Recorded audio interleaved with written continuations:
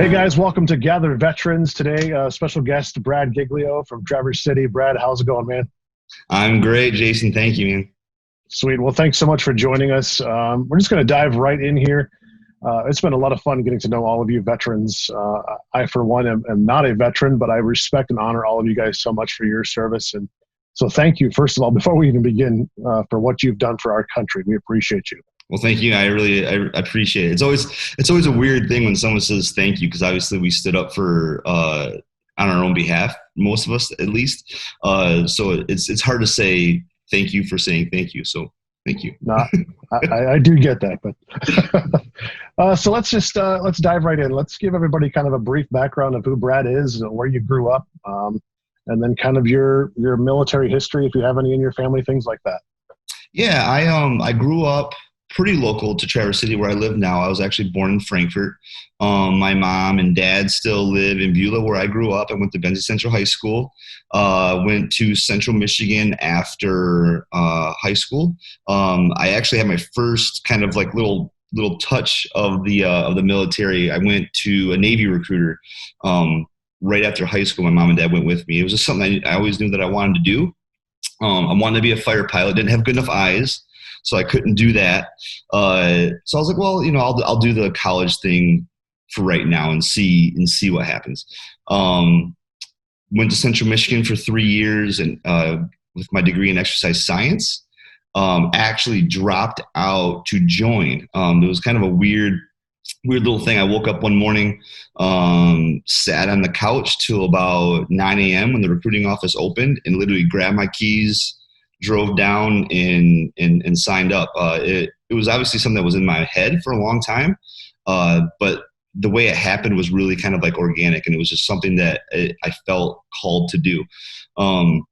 Signed up for Special Forces, did that for a bit until I got injured, and then I transferred to Alaska to be a part of the 501st. They were building the 4th to 25th Airborne Brigade up there at Fort Richardson, which is right next to Fort Elmendorf. I think now it's called J-Bear, which is actually Joint Base Elmendorf-Richardson. So they kind of combined the two things. Did 2 deployments with the 501st and the 4th to the 25th as a brigade, 15 months in Iraq, 12 in Afghanistan. Both were pretty tasking for our units. The 501st one, I was on the front lines for pretty much all of it, and lost a lot of really close friends. I have a nice scar on the back of my head to kind of prove that I was there. But at the same time, I'm very, very fortunate to be able to come away with a lot of wonderful lessons learned, a lot of great connections made, a lot of friends lost. But I do find that it gives me right now a lot more perspective, especially with Memorial Day coming up here pretty soon. It really helps to ground me, and it's sad that they had to make the ultimate sacrifice for that. But I think that's what it's all about, and all of us that signed up at that time knew that we were going to go to war, and that wasn't necessarily a concern. It's something that we were willing to do. Got out, did 6 years in. After my second deployment, I said, that's good. I'm done. I've done my 2 tours, came back here to Traverse City, personal trained for a long time with a local business, started teaching. I now work at Interlochen Center for the Arts as the Assistant Director of Recreation and Wellness, work with an online nutrition company, and also own my own business, which is CrossFit Due North in Traverse City. So I'm a busy guy. And yeah. I think that catches us up to where we're at now. Well, I want to kind of go back, if you don't mind. Yeah. Kind of take us back to that moment that you were sitting on the couch and you decided to go to the recruiter's office. Like, what was it that, like, did you have any family in the military? Was that a part of your history?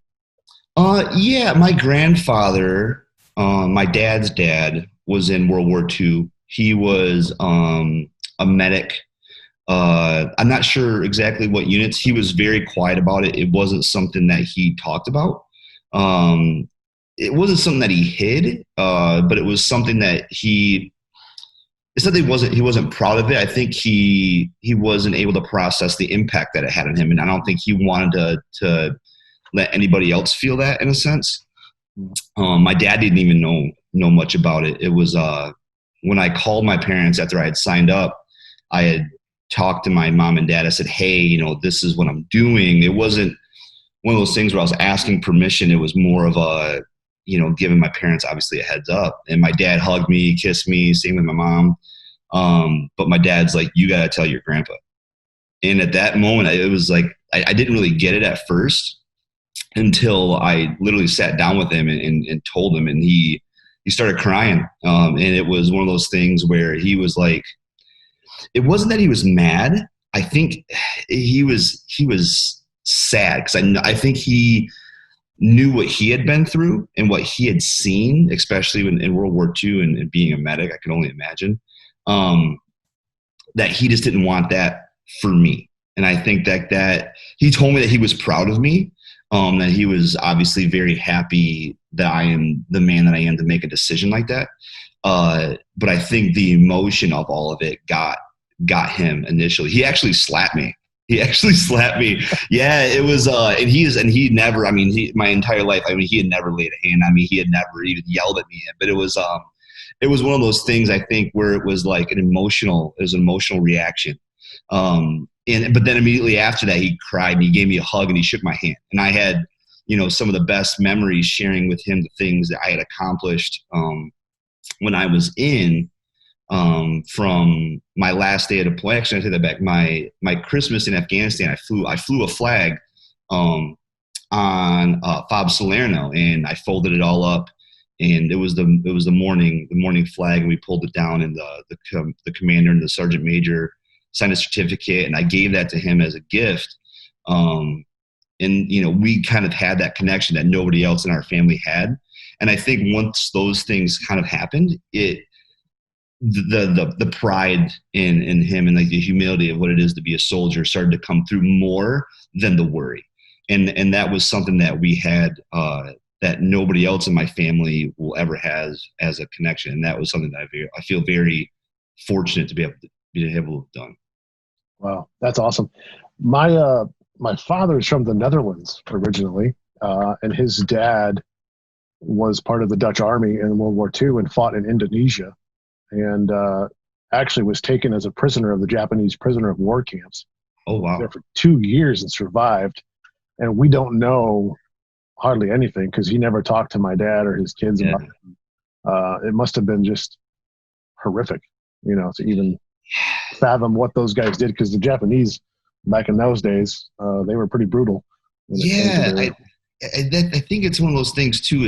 I feel very fortunate to be living now in a time. I don't feel fortunate to be living in a time of war, but I feel fortunate to be living in a time where people are willing to learn and understand a little bit more than they maybe did during World War II or even Vietnam. There's a little bit more of a connection to the psychological impact that has on people.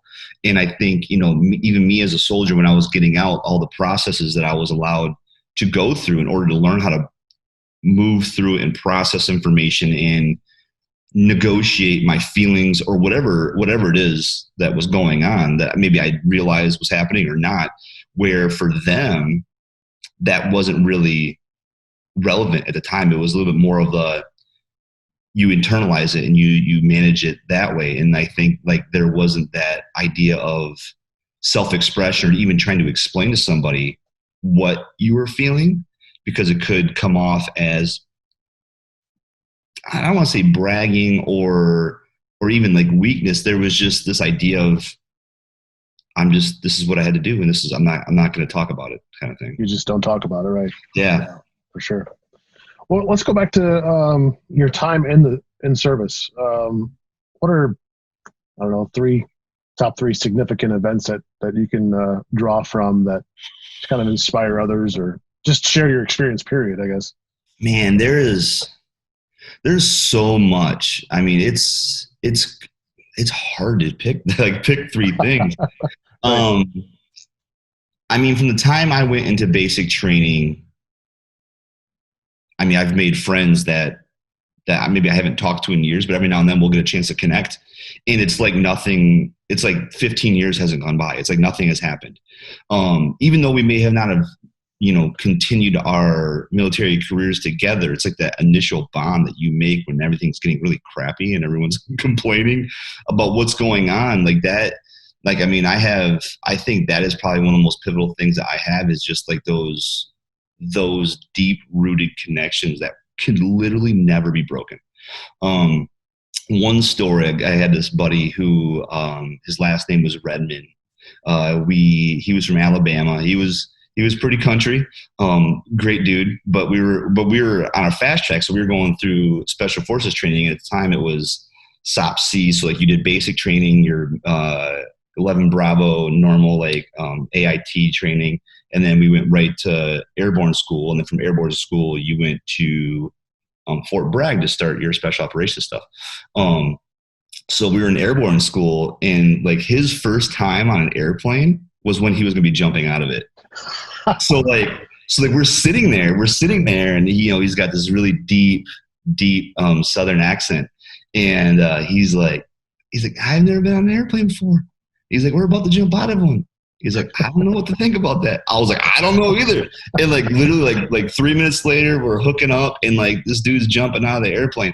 Like I will remember that forever. And like, I mean, it was just something so foreign, but yet, I mean, it's obviously super exciting, but also scary. And I just remember that conversation with him. Like I'll remember that forever. And I mean, from the time I got to Alaska, after all my special forces stuff, and I got injured like that, I think that to me, like those relationships that I built there, going through, especially like our first deployment, to Iraq, was so bad. I mean, it was so bad. I mean, I can't remember the number of people that we lost, but it was a lot. I mean, we were in what they called at the time, like the triangle of death. So essentially we were between, like Baghdad, we were on the river, like Iskandariya, and we were in a place called Jerfasucker. And it was, I mean, we lived, like 60 guys lived in this concrete,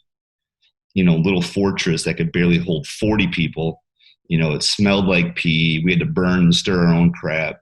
We ate MREs forever. We would go black on water when we were out on patrol because we would get ambushed or whatever. And you're out there in 120-degree heat.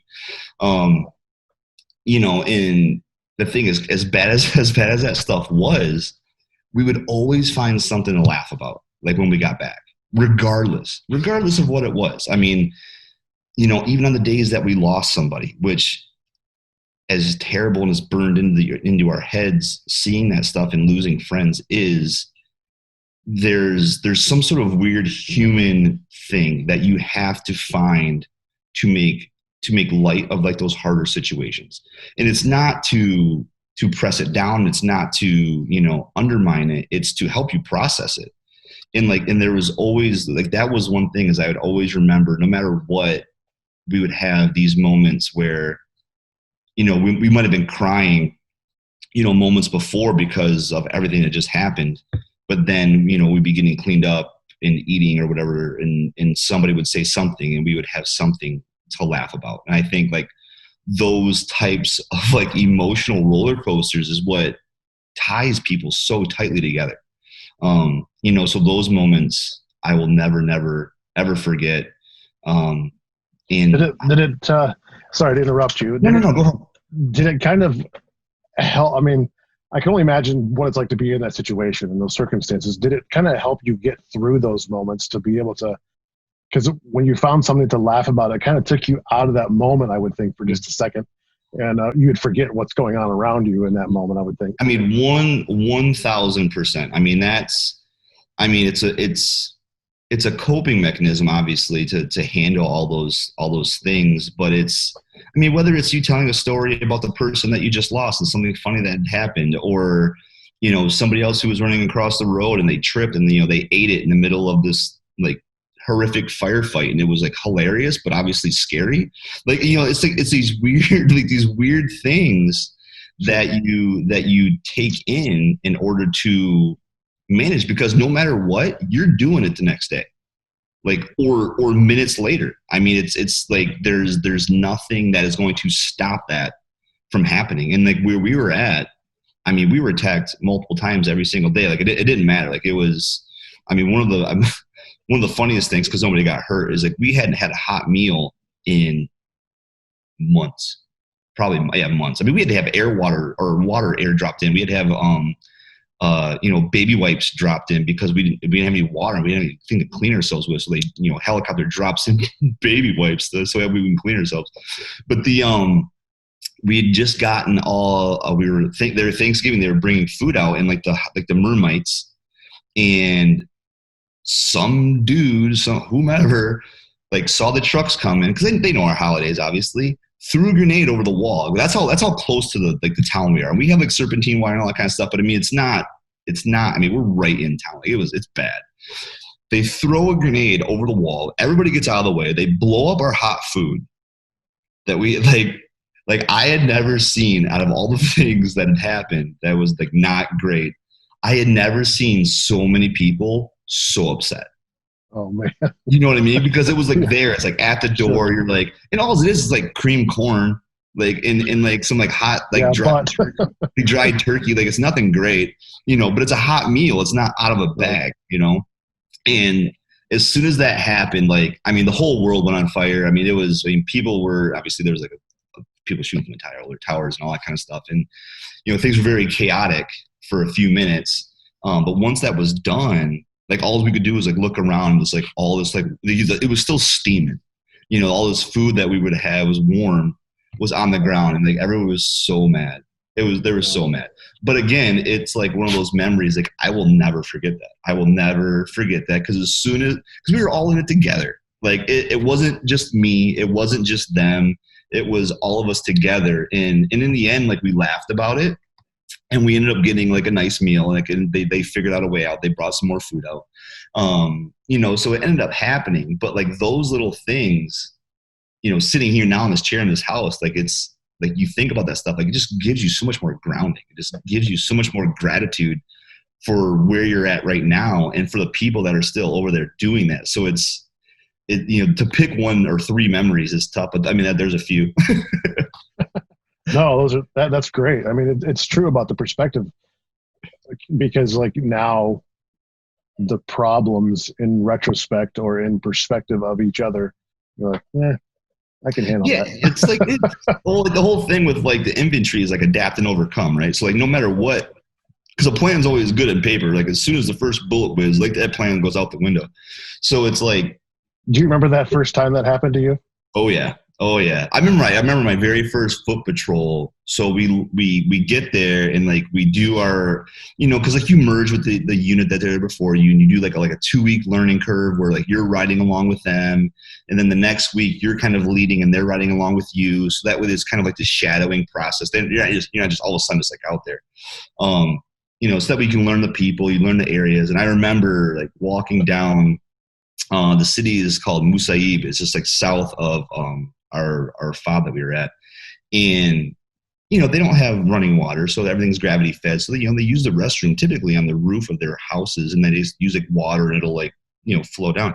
I remember like literally like 10 minutes on the ground, we're walking, I'm soaking all this stuff in, and like here comes like this human turd just like tumbling down the sidewalk, and I'm like, okay, so this is where we're at. Okay. But then at the same time, you meet people who live there, and they're the kindest, happiest people that you could ever meet. Right. I mean, they're wonderful people. And obviously there's the extreme people that aren't great, but that's who they are. So it's like, there's this so much difference from like what I'm used to compared to what they're used to. And it does make one right or wrong. It just allows you to see the different levels that are actually out there in the world. And it just gives you appreciation for them, for loving where they are, which is great. And for me being able to like have the things that I have. And it just, there's so many different ways there's so many lessons that you just learn, whether you realize it or not. And that I remember that very, very vividly. And I was like, okay. I had to like I was like, did everybody else just see that, or was it just me? It's like, they're like, oh yeah. Yeah. And then the commander from like the other unit, he's like, you don't even like that. That's nothing. He's like, That's nothing. give yourself a couple months here and you're telling me what you got, so yeah. Yeah. You'll wish that's all it was you were seeing. Yeah, right. Yeah, exactly. That's awesome. So what's it like? You come stateside, you're kind of done in your service time, and you start your own business. Does being a veteran, does that play into that at all? Does that, the lessons that you learned in your time, how does that translate into? Definitely. I mean, one of my secondary jobs was I was a combatives instructor. So like I was the like one of the first PFCs to be like a certified combatives instructor when the Army was building up their whole self-defense program and all that kind of stuff. So that was kind of like a secondary thing. So I got to run this huge facility, did a lot of training. That's kind of like where I started really kind of like personal training. And I mean, obviously I always knew I liked exercise, I liked science. I mean, obviously I went to college for that, but had never really done like personal training like myself or for other people. So that was kind of like my gateway in for sure. And in the military, you have to learn to deal and work with so many different types of people because obviously we come from everywhere. And so like that for me has really helped me, I think, not only one, be a good trainer and a good coach, but also has really helped like hone my like personal skills in working with people and actually learning to read and understand what people are looking for, because sometimes there's people who are very explicit and will say straightforward what they're looking for, and there's others that are very kind of like offhanded, soft spoken, and you got to like read between the lines. And I think like that in itself, where I was like building like that independence and that confidence in order to do that, really helped lead me to opening a business, to be able to see like how procedures are because I got a chance to run this huge building program that I didn't have to pay for. It was more of like learning the management, learning the organizational stuff, learning the leadership pieces, because I'm a PFC at the time and I'm training captains, I'm training majors, and I'm dictating instruction to them who obviously they outrank me, so if I'm doing things that they may or may not like, in that moment, I'm the expert, and being able to address that information to them in a respectful manner that they feel accepted and they're not feeling like they're being, again, like undermined and things like that, because some of that stuff can get really weird in some cases. And then also working with somebody it's like literally their third week a part of the unit and they don't know anything, but you have all these people in the same room, and learning to navigate that has helped me a ton with, being who I am today, from the director or one of the directors at Interlochen to running my own business to working in online nutrition. I wouldn't be able to do any of that without that experience. It is absolutely pivotal for me. Mm-hmm. You said earlier about everybody has a plan. I think it was Mike Tyson that said that, right? Everybody has a plan until they get punched in the face. You get punched in the face, man. And then the plan goes out the window. So yep. Like going back to your time of your hot meal getting blown up, it's like, well, we had a plan to eat, but here we are. How does that help you with, hey, I got a plan to build my business. Oh, look at this. A little thing called coronavirus comes into play. Yeah. It's like I said before, like the whole thing is like, with inventory is like adapt and overcome. So like I talk with my buddy, the business owner or my partner, Josh, and like the whole thing. And I still talk about this stuff. It's like, it's commander's intent. So like the idea is, okay, we got to get to point A, but how you get to point A really isn't the goal. It's just getting to point A. You can go through the mountain, you can go around the mountain, you can go over the mountain, you can dig a hole under the mountain. Like each have like their very unique, hurdles and positives to any of those things. And this kind of stuff is very much the same. It's like, okay, the goal remains the same. You just have to take a detour, and you just, that whole idea of like adapting and overcoming isn't like, there's no direct solution for anything. And as soon as you solve one thing, that solution creates other problems. And that's a good thing, because it keeps you moving forward. And that's like the whole piece is like, Josh and I talk about this stuff a lot. And obviously I use a lot of my military experience to kind of like relate to some of these things. It's like, if you stop, like you die. Like you can't, like if things start happening, you have to make a decision. You have to go. It might not be the best decision, but the idea is that you trust yourself enough to be able to make better decisions while moving forward. And this is one of those things where it's like, we have no idea what's happening. The government hasn't told us when we can open back up yet. We have no idea. So what we're trying to do is be as proactive and move forward as we can with connecting with our clients and, putting out programming and some basic content and getting feedback, refunding people if we need it. And we know that our plan A to get to X, Y, and Z is still there. This is a huge detour. We have to change up how we were going to do that, but the commander's intent hasn't changed. So as long as you can keep that in mind, what I think that does is, one, it helps keep you grounded. It allows you to kind of like, pick your firing lanes a little bit and understand, okay, like if I go left, yeah, we can make it, but it's not maybe a great option. I can go right. It's a little bit longer. It's a little bit easier. I can likely navigate that more easily.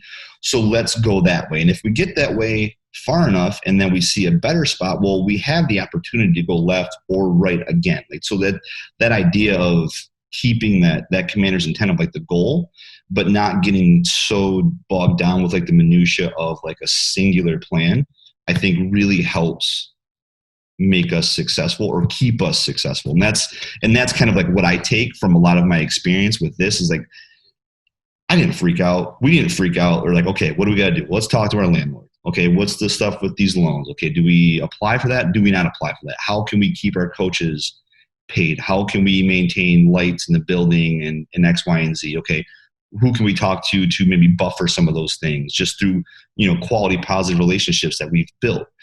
Whatever, like let's check those boxes and then let's, check to see what the data is at the end of that. And then we'll go left or we'll go right. Because like the plan's still getting to point A, so that's where we got to go. And that's kind of like how we go about it. And I think that's what really helps us, not get too wrapped up in the bigger picture of everything that's happening. Is just focusing on, small victories at a time. Do you think this is really, I use the word expose. I don't mean it as a negative thing either, but is it really exposed that possibly our culture was just not ready for something like this? We weren't prepared for the hand grenade over the wall. Yeah, to me, this is exactly what soldiers deal with every single day. Anybody that's in the field like this, this is exactly what it is. This is like, you can't, like they always say that complacency kills. In a Western culture, we're massively complacent. We're complacent as all get out. Like, we have people who provide us, and like I can call somebody, they'll bring me freaking food.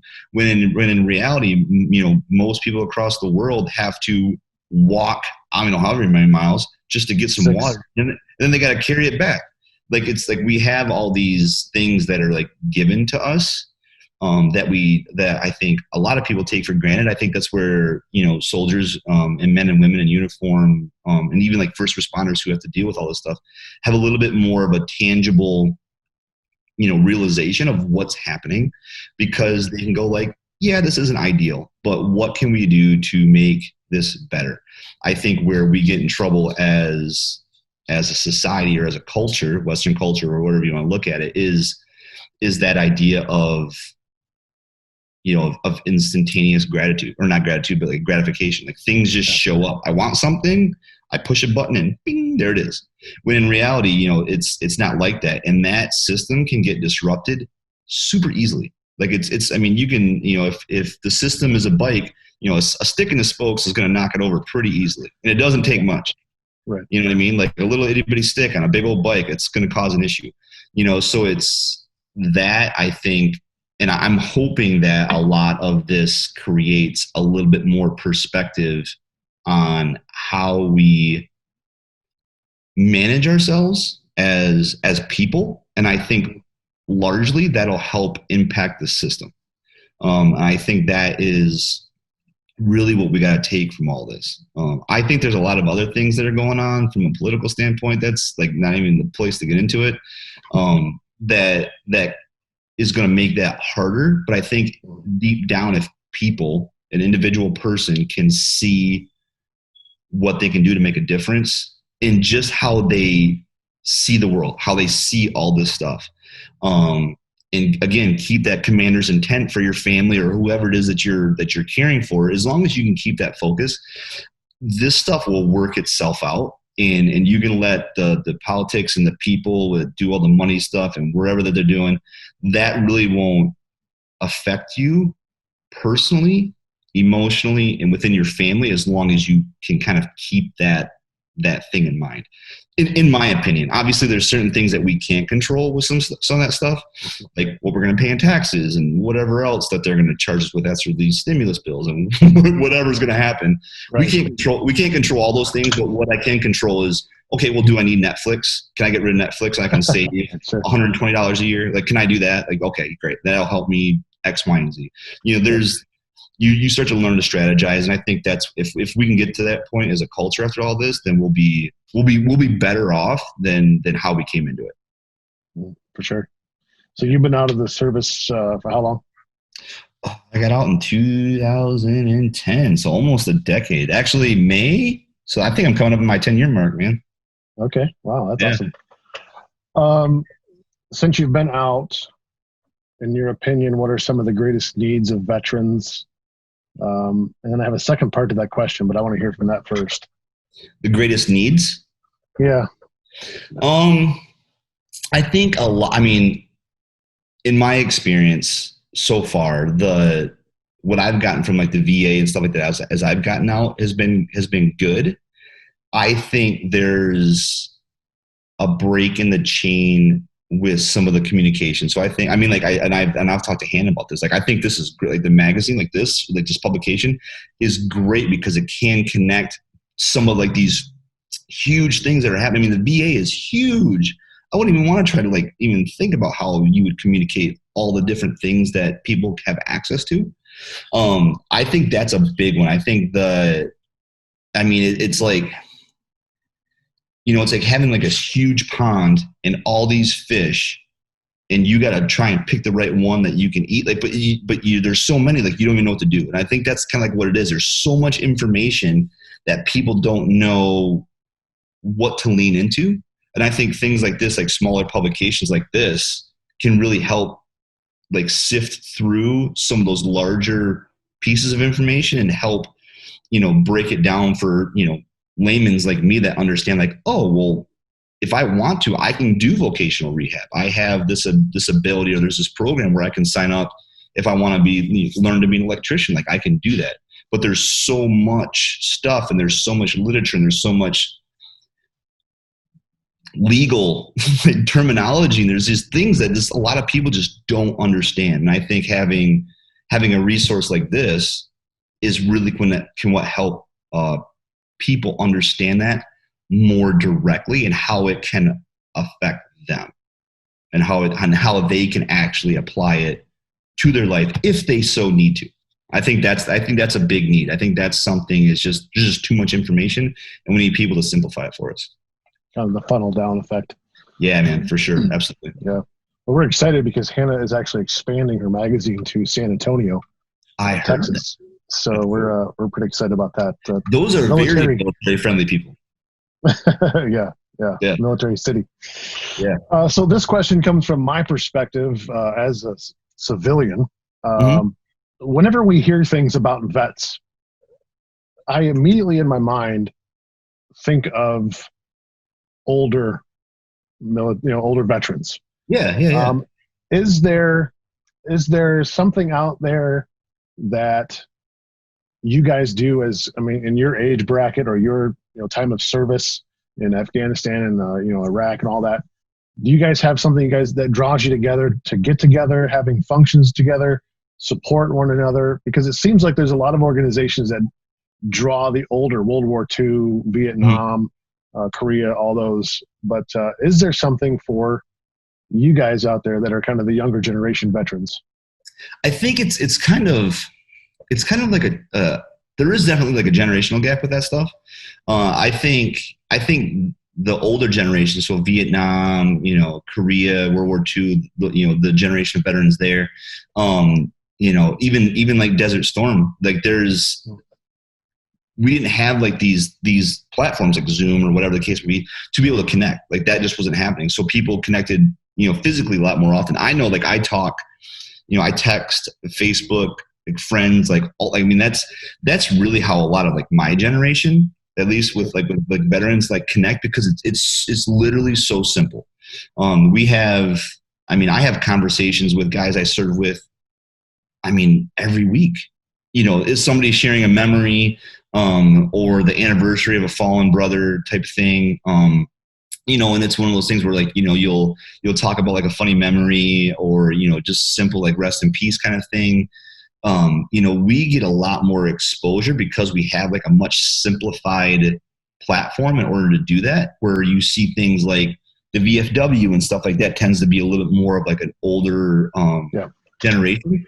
But that's initially, I think that's what we leaned into. That's what was, that was the resource that was available when they got out. I think what I would like to see, something like this I think is great, because what it allows is a lot of cross-generational interaction. I think that's really cool. I had a chance to give a talk in Traverse City a few years ago. Jack O'Malley, when they were doing they were doing a ceremony at Munson. They had opened the Veterans Park there. Okay. So I got a chance to give a speech in front of, I don't know how many people. It was a lot of people. There's like 300 or 400 people, which was really cool to see. And it was, there were so many people from so many different generations, and it was really great to just connect, and share that experience. And I think that I would love to see more things like that. And I think something like this platform allows someone like me, to be able to connect, read, resource, other things from older generations, and the same thing forward. Like I have access to ideas and things that they don't even realize. At work, I work with at Interlochen, and we have people who volunteer at the building that I work, and a couple of them are veterans, and we've had conversations. I said, hey, this is a guy that helped me through the DAV. That here's his number, because he's having issues with stuff with like Agent Orange, and like he's trying to do these things and he can't get a connection, and yada yada yada. It's however many years later, and obviously he's a senior, so he's like he's looking for these things, but they don't understand maybe how to navigate that. I gave him the number. He called this guy. He got in. Like they got him checked, and now he's on like this whole medication line to help him manage his diabetes that he has from Agent Orange. So I think like those types of things where we're very much used to connecting to information. We know how to search, find, and access information, and some of the older generation doesn't. But what we get from them is an understanding of follow through, of patience, of the in-person interactions, making a phone call, because so much of us are so easy to like type something up. Hearing a voice on the phone, can be very, very powerful. And I think that kind of stuff, and literally learning lessons from one another, is huge. And I would love to see, more of that happen, where we cross-pollinate, I guess, a little bit from generational veterans. Right. Yeah. So before we go, what would you say to someone younger watching who has been thinking about joining, or maybe they don't know they really want to yet, but they're hearing your story, they're hearing what you're saying, and it's resonated with them? How would you encourage them? I would say if you feel that you are drawn to helping others and you are drawn to serving a bigger purpose than yourself, you owe it to yourself to talk to somebody, regardless of what other people think, regardless of what other people have to say about the military or this or that or whatever it is, like the reservations, like, oh my gosh, you're going to go to war, or you have a possibility of getting killed. Those things are very, very out there. I think you owe it to yourself as a person, as somebody who's willing to serve. Because if you're thinking about it, there's something deeper inside of you that wants out. And I think if you don't at least explore that opportunity in some way, shape, or form, you're going to end up resenting that emotion a little bit down the road. And the idea is that you don't have to jump all in right away.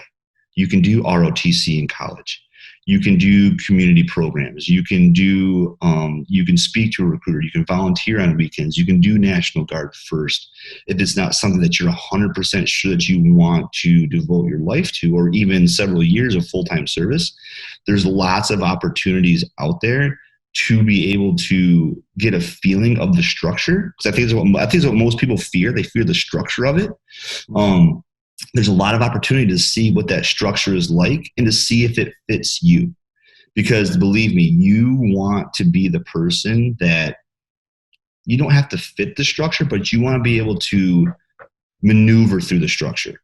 Because if you can't maneuver through the structure, then it's harder to assimilate with other people in the same chance, because you're reliant on so many people. Like I relied on everybody else that was around me. Like I was just a very, very small, link in the chain, and that all those links are what make the chain strong. It's not just one person. So I think like that idea of, exploring it, slow playing it a little bit. You don't have to be like people where like you just hopped off the couch and went. But I felt very drawn. Like I knew that was what I wanted to do. I did not hesitate. I went on there, I took my test, I did all the stuff. Like I was just ready. But 9/11 had just happened too. I knew what was going on. I knew that if there was people out there making that sacrifice, I was very capable, and there's no reason why they should have to or be willing to, and I can't. And I felt very drawn to that cause. The military can also provide you an amazing professional development, whether it's engineering, mathematics, chemical, physical, psychological, it does not matter.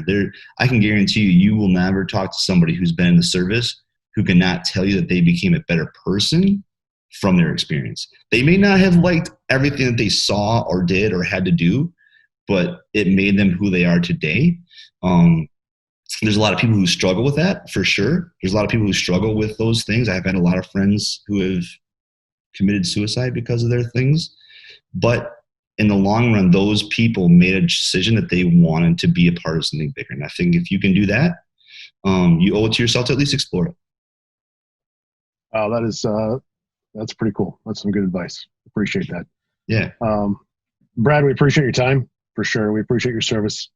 Thank you for all you've done for our country and continue to do in your leadership here in the community. And I look forward to kind of getting to know you better throughout the future here and see where the Gather Veterans takes us all. But you can get online and go to gatherveterans.com. You can see the magazine there. So guys, check that out if you want to do that. But Brad, thanks again.